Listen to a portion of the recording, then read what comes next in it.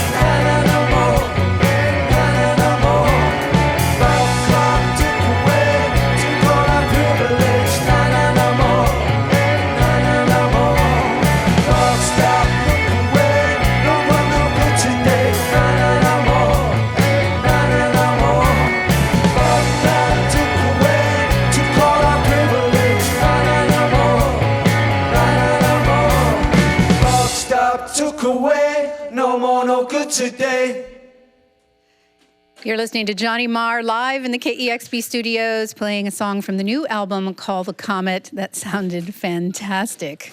So great to have you here. Johnny Marr playing at the Showbox tonight here in Seattle. Tomorrow you can catch him at the Roseland in Portland, Oregon. Want to play another song? Sure, yeah. This one's called Hi Hello.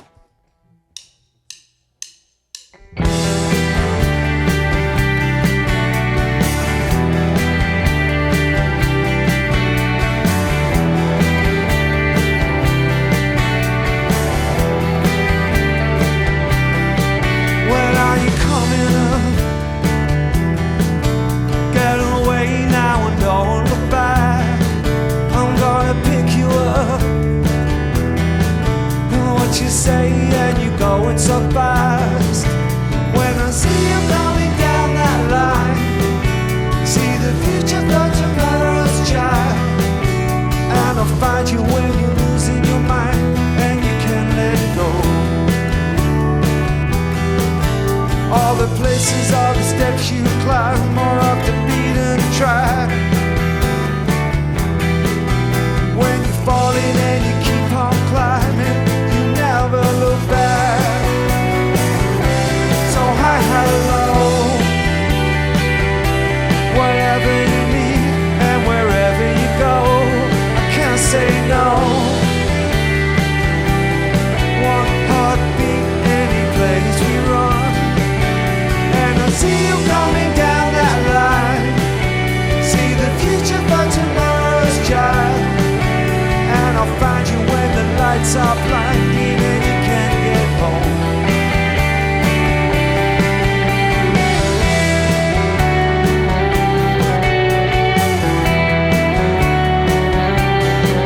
It's never soon enough, and forever's gonna come too fast. Time is cutting us, gets in the way and fools the past. When there's nobody else around, on the train on the way from town, and you feel like you can't be found and you can't let go. All the faces taking up your time, you say leave me alone. It's tomorrow, you're the future's child, and you know where to go.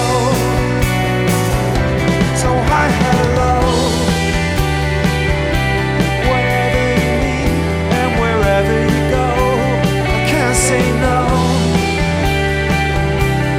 Walk our street any day you want, and I see you coming down that line, on the street all alone at night, and I'll find you when you're losing your mind and you can't let go.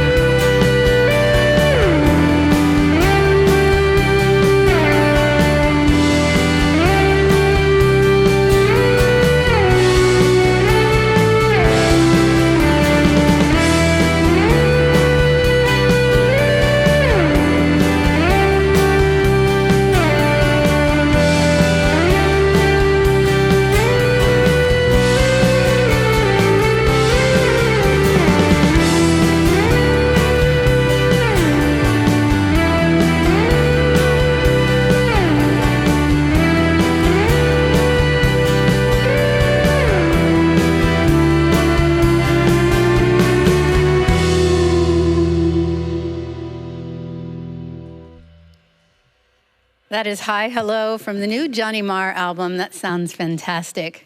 Thank you.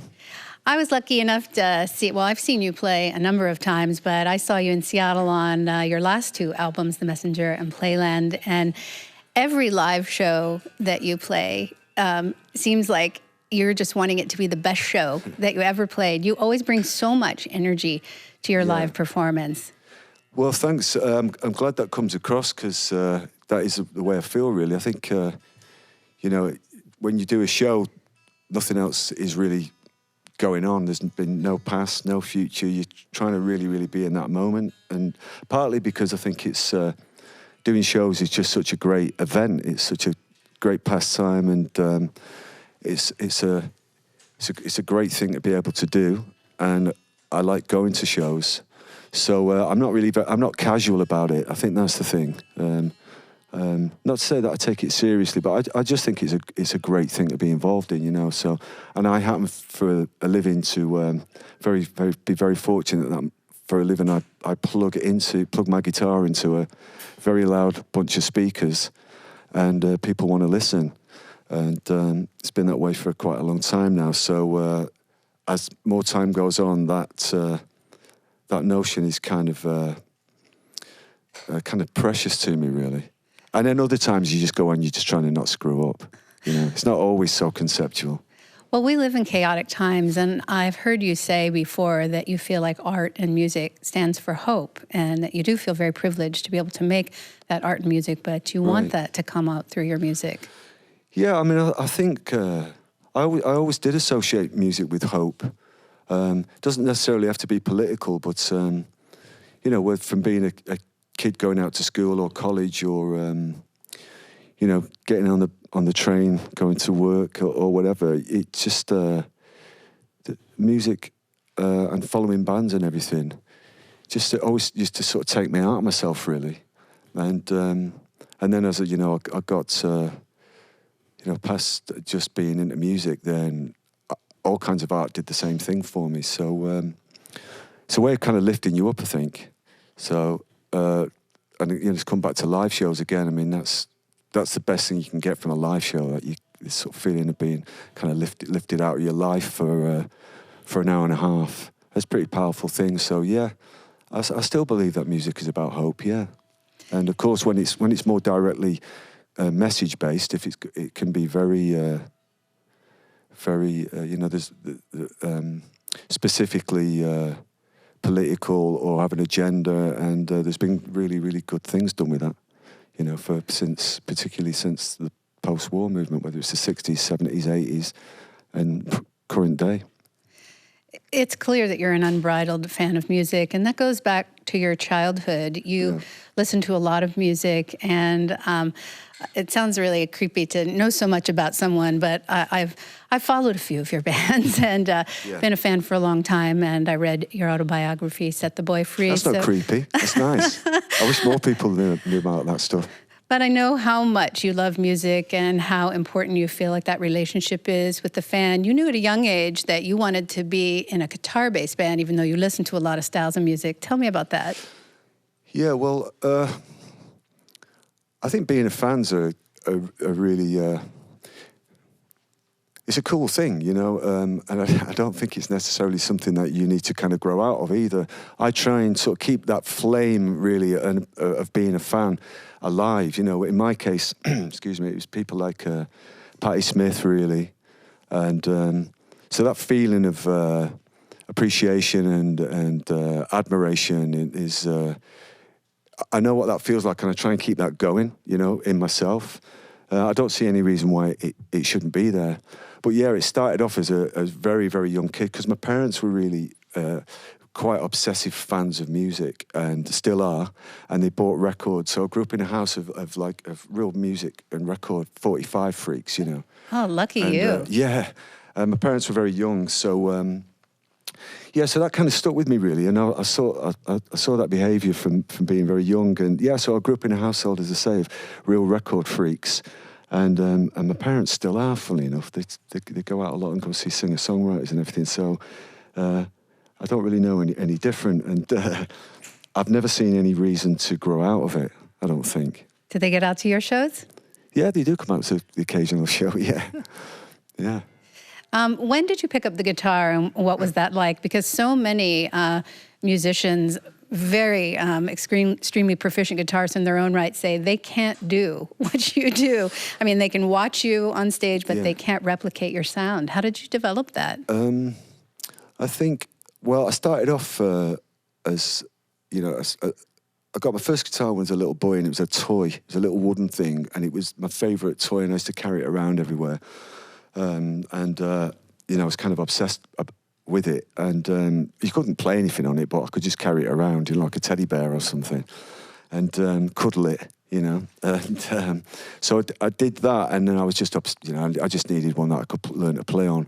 So I think getting your own style together, I'd imagine it should be the same now. I don't see any reason why it isn't, but definitely in my generation, growing up through the mid and late 70s, it was the thing to have your own sound, have your own distinctive, original sound. That was very, very important.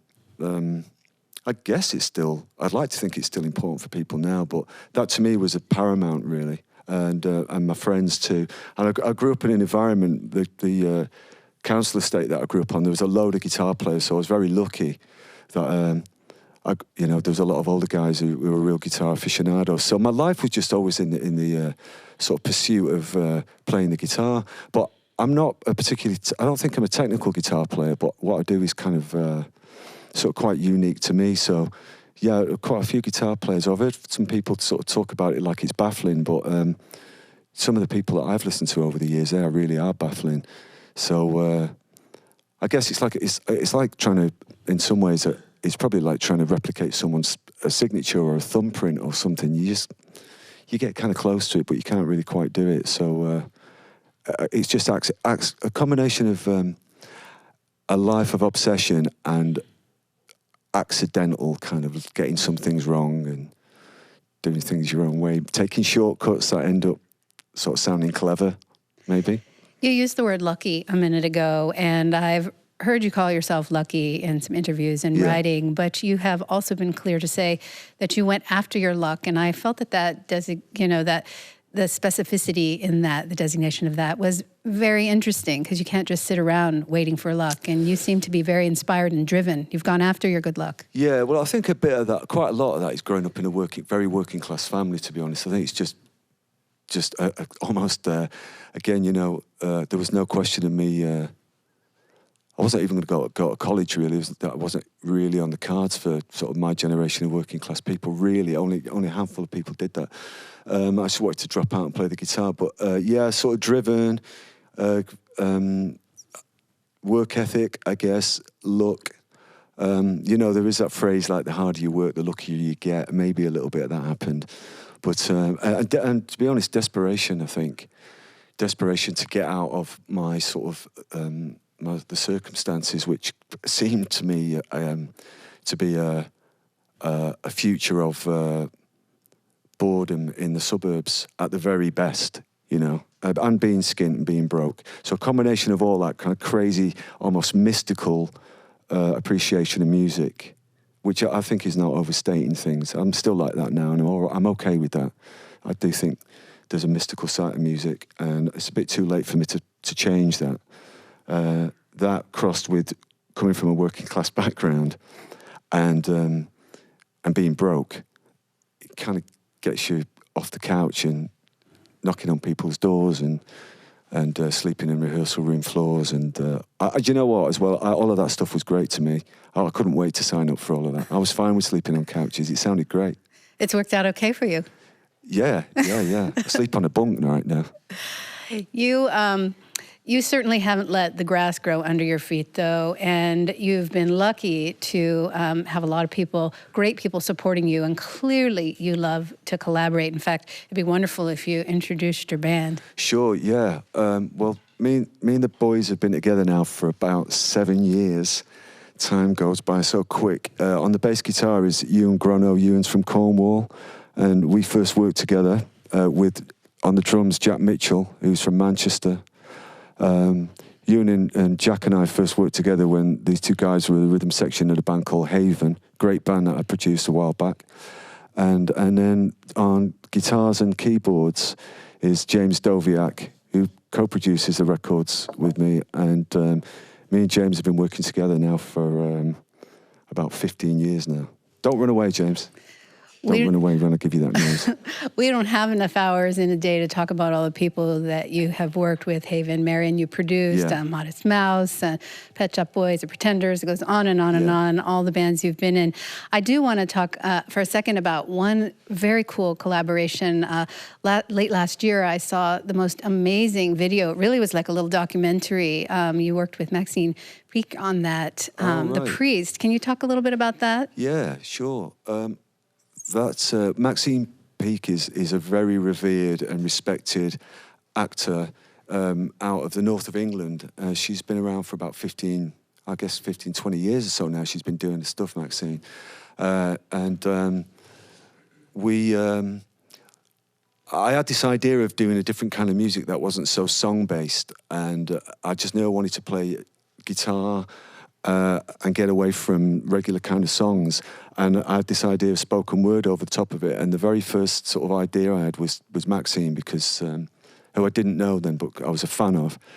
And she's amazing. And anyway, her and I got together and we got along. And then I started writing some music with James. And Maxine would provide some text and document, just spoken word on top of it.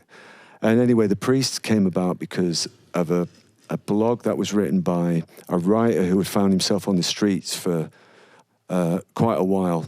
And he'd written this, a story of his experiences being homeless. And Maxine was inspired to arrange it and then gave it me as a spoken word, and then I put the music behind it.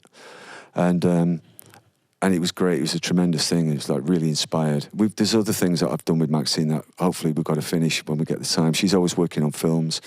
And, me and the boys have been making this record. So hopefully we'll get a chance to finish the thing with Maxine. But if people go on YouTube and they look for Johnny Marr, Maxine Peake, The Priest, they'll see this cool little film we made with this, also a young up-and-coming actress called Molly Windsor, who's recently just won a BAFTA for Young Actress, Best Young Actress.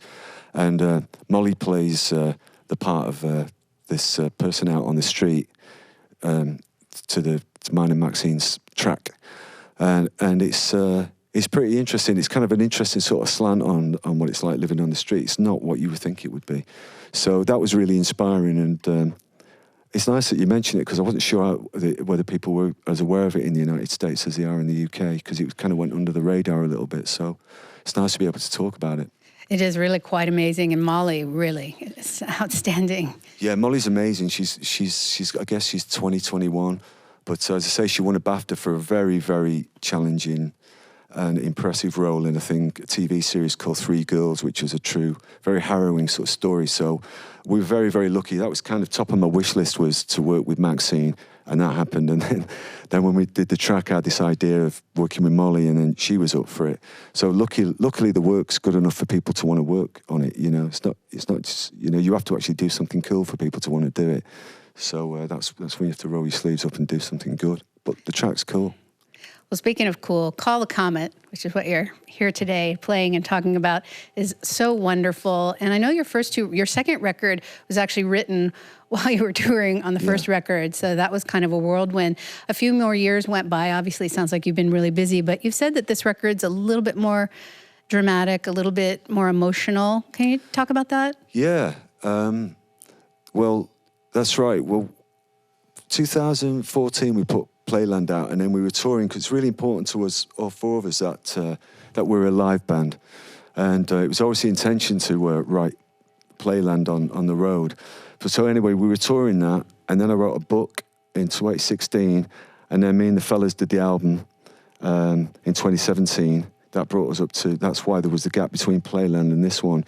But to answer your question, I went in there with the writing of the record, with James co-producing, with no real agenda of what we were going to do, and not direction, but no agenda.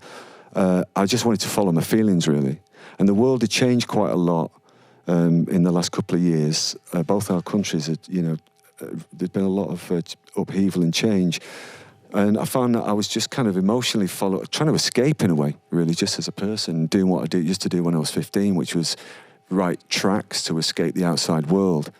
And, and I think that's why it's more dramatic. So in other words, the first two albums, I had a very strong feeling that the songs should be really all punchy and quite short and sort of kind of new wavy, so that we could really play these really upbeat live shows.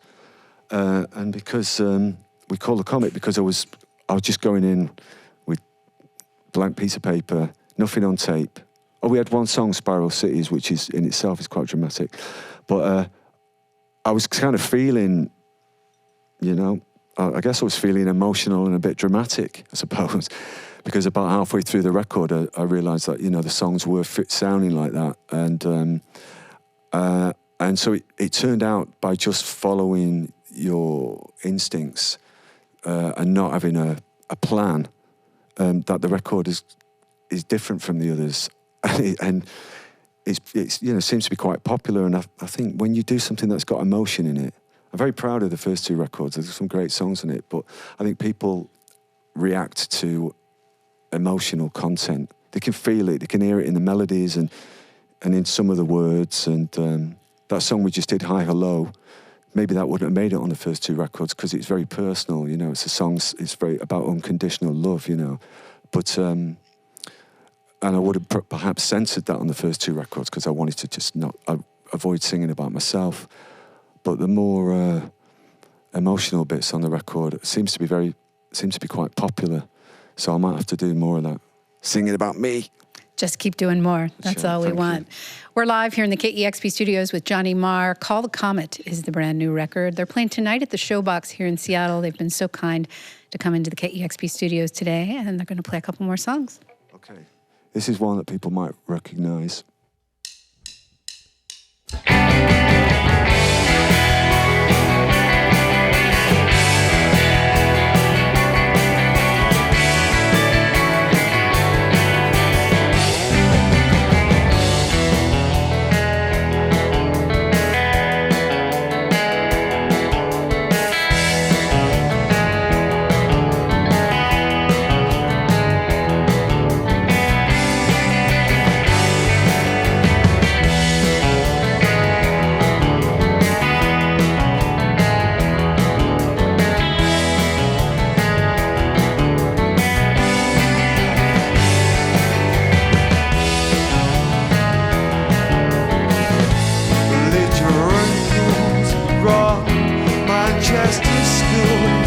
Spineless swines, demented minds, sullied to truth, jealous of you.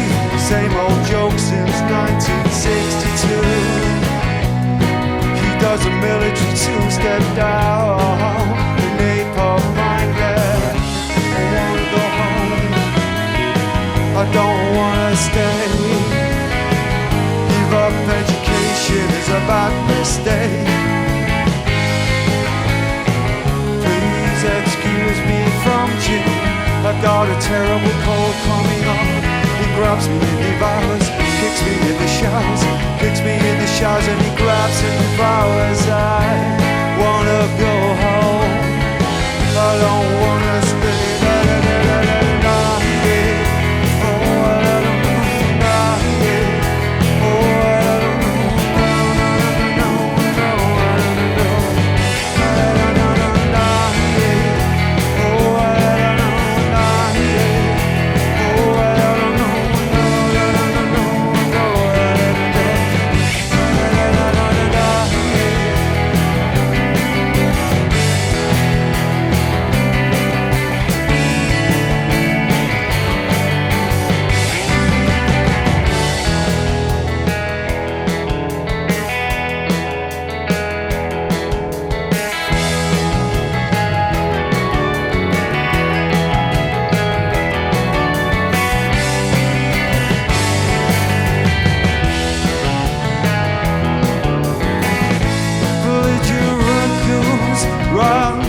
Manchester schools, spineless bastards all.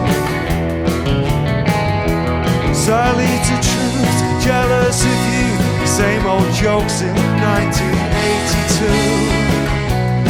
He does the military two-step down the name of my neck. I wanna go home, I don't wanna stay. Give up life as a bad mistake.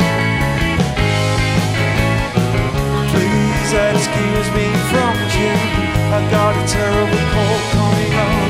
He grabs me and devours, kicks me in the showers, kicks me in the showers, and he grabs and devours. I wanna go home, I don't wanna stay there. Oh, I don't know, nah, yeah. Oh, I don't know, no, I don't know. I don't know, nah, yeah. Oh, I don't know, nah, yeah. Oh, I don't know, nah, no, no, I don't know. I don't know, nah, yeah. Oh, I don't know, nah, yeah. Oh,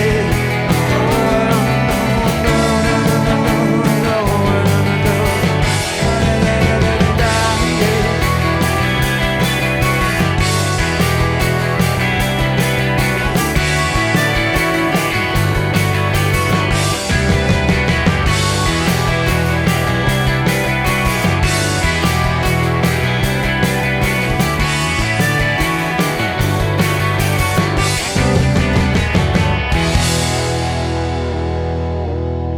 know.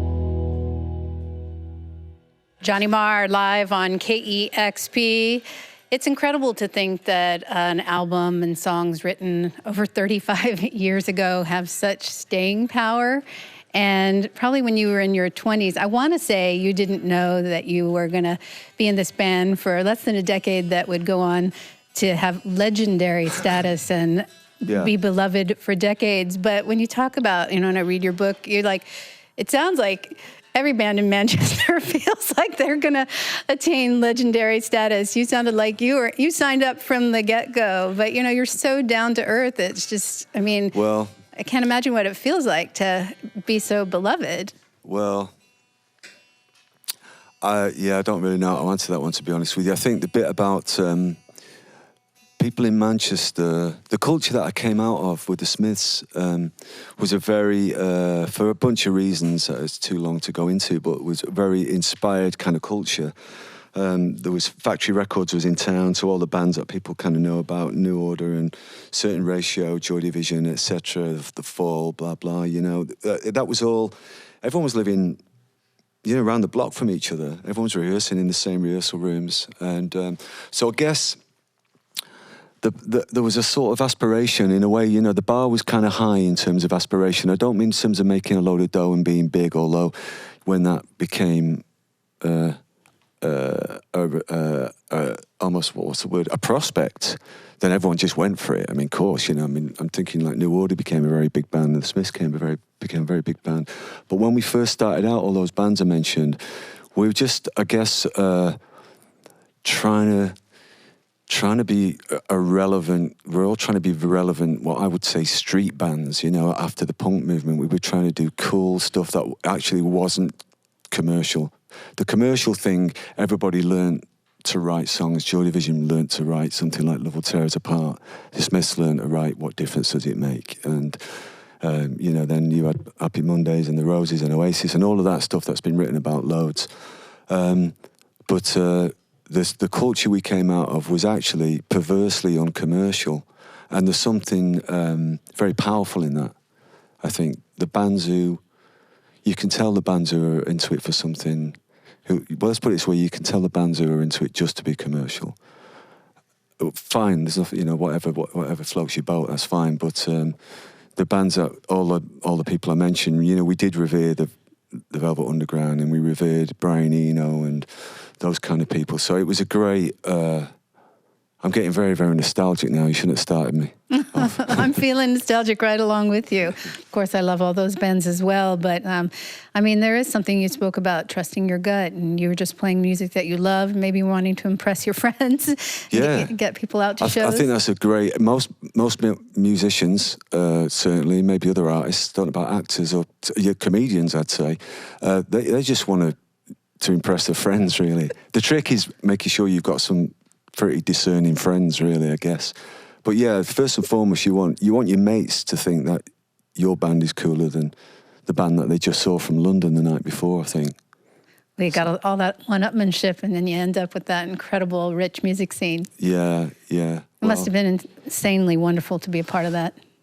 Yeah, well, you do have to get down to actually writing the music at some point, though. Yes, then there's that. You know, so, and again, you know, all the bands that are revered, they all got in and worked pretty hard, you know, because I know we all know each other, all those guys. We do, you know. I get asked that, and you know, the Mondays and the Roses and everybody. Yeah, we all knew each other, and everyone just locked themselves away in a rehearsal room, but and really slugged it out and learned to do stuff the hard way. And partly the reason for that, and I've been asked for 30 odd years why that it is because we come from a sort of a very rainy city.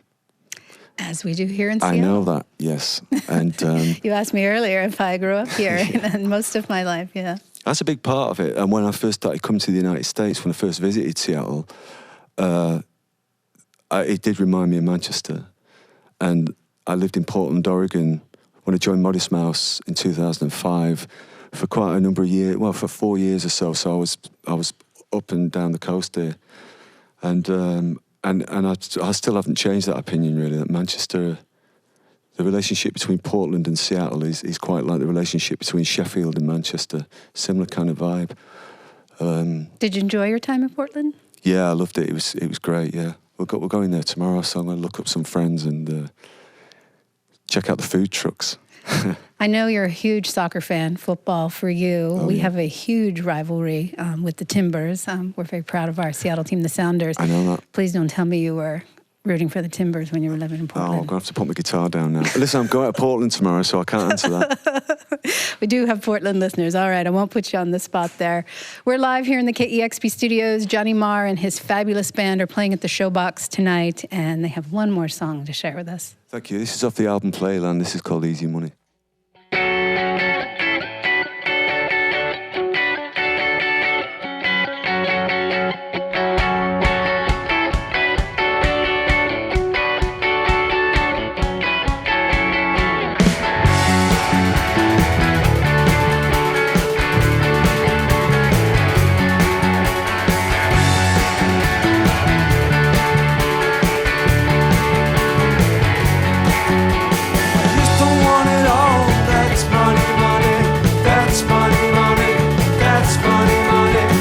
What you doing for?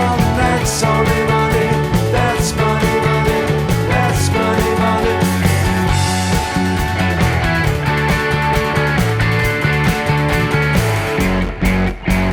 That's no way to serve, no way to serve, no way to serve nobody. There's no benefit, there is no benefit, no way, no benefit somebody. There's not any sense, there is no innocence, no way, no any sex, no way, no. There's no way to hurt, there ain't no way, no serve. Working for it all, but it's money, money, it's money, money, it's money, money. What you doing for, but it's only money, it's money, money, it's money, money. We used to walk the street, cause it's money, money, that's money, money, it's money, money. Cash for fantasy, cause it's money, money, that's money, money, that's money, money. No checks, no loan, no rent to pay. It's gone today. How to accumulate.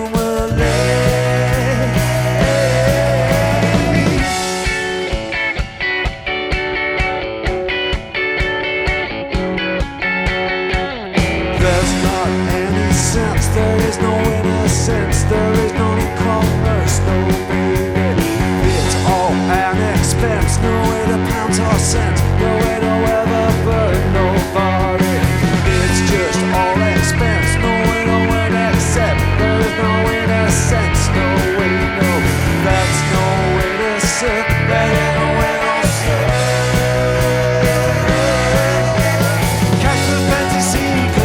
That's money, money. It's money, money. That's money, money. Cash for a degree, and that's money, money. That's money, money. That's money, money. Working for it all, but it's only money. That's money, money. That's money, money. Watching it fall, and that's only money. That's easy money. That's easy money.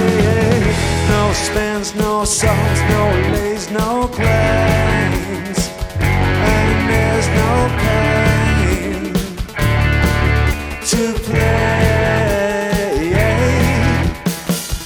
No free fortune, so let's just slave. No rainy day, better come this way.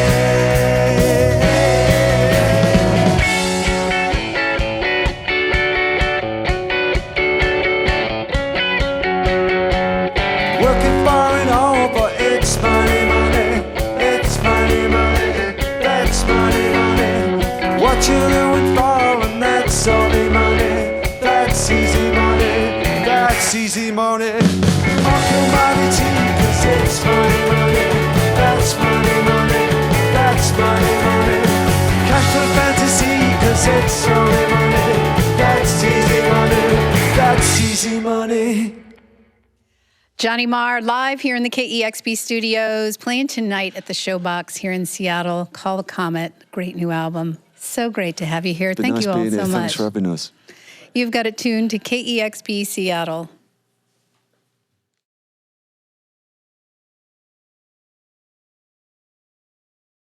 Discover new music at listener-powered KEXP.org.